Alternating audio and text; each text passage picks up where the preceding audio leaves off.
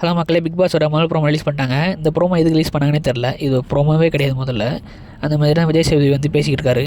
இந்த promo release பண்ணுறதுக்கு ப்ரோமோவே release பண்ணாமல் இருந்திருக்கலாம். அந்த மாதிரி இந்த ப்ரோமோ எதுக்கு ரிலீஸ் பண்ணாங்கன்னே தெரில. இந்த ப்ரோமோ பற்றி என்ன பேசுன்னு தெரில. நான் எதுக்கு இத்தனை ப்ரோமோ சொல்கிறேன்னா, அவர் ப்ரோமோவில் இந்த மாதிரி தான் சொல்லி வச்சிருக்காரு.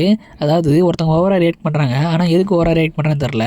ஓவராக ரியாக்ட் பண்ண வேண்டிய வேலைக்கு ரியாக்ட் பண்ணால் பரவாயில்ல, தேவையில்லாமல் ஓவராக ரியாக்ட் பண்ணியிருக்காங்க. இந்த ஓவராக ஏன் ரியாக்ட் பண்ணுறான்றதை நம்ம கேட்க போகிறோம்.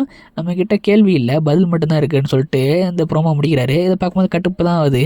எனக்கே செம்ம கடுப்பாகுது. கேட்குறவங்களுக்கு எவ்வளோ கடுப்பான்னு தெரியுது. எனக்கு தெரிஞ்சு ஒஸ்ட்டுன்னு நினைக்கிறேன். இந்த ஒஸ்ட்டு எனக்கு பிடிக்கல. அந்த மாதிரி தான் போய்கிட்டு இருக்கு. ஒன்றும் கேட்க மாட்டாரு.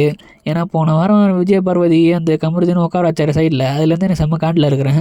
அவர் இதெல்லாம் ஒரு பனிஷ்மெண்ட்னு நினச்சிக்கிட்டு இருக்காரு. எதுக்கு இதெல்லாம் பண்ணுறாருன்னு எனக்கு ஒன்றும் புரிய மாட்டேங்குது. அவனுக்கு பிடிச்சவங்கள ஒரு மாதிரியும் பிடிக்காதவங்கள ஒரு மாதிரி தான் ட்ரீட் பண்ணுறாரு. பார்த்தாலே தெரியுது. ஒரு ப்ரோமோவில் வச்சு சொல்கிறத பார்த்தா திவ்யாவுக்கு தான் ரோஸ்ட் இருக்க மாதிரி தெரியுது. ஏன்னா அவங்க தான் அதிகமாக ரியாக்ட் பண்ணுறாங்கன்னு சொல்லிட்டு ஒரு சண்டை வந்துச்சு. அதாவது டக்குனு ஆன்னு கத்துறாங்க இல்லையா, அதை வச்சு தான் சண்டை வந்துச்சு. அதை தான் அவங்க என்னென்னு கேட்க போகிறாருட்டுருக்கு. ரோஸ்ட்டு உண்டு இன்றைக்கி திவ்யாவுக்கு. அது தெரிஞ்சு போச்சு ப்ரோமோலேயே.